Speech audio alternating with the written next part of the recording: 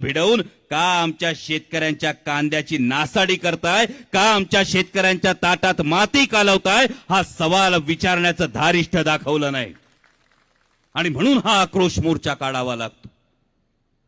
असं म्हणतात की इतिहास पुनरावृत्ती करतो. अनेक शेतकऱ्यांना भेटल्यानंतर अनेकांनी हा प्रश्न उपस्थित केला थोरात साहेब, की का महाराष्ट्रातले नेते हा प्रश्न विचारत नाही जे आज सत्तेत बसलेत.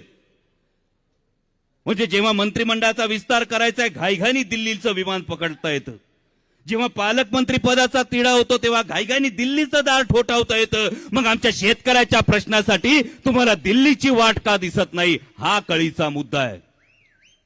आणि जरा इतिहासात डोकावलं तर गंमत अशी होती की इतिहासामध्ये अनेक सरदार होते, अनेक सरदारांच्या मनगटात ताकद होती, तलवारीला धार होती, उरात पराक्रम सुद्धा होता, पण वतन वाचवायचं होतं.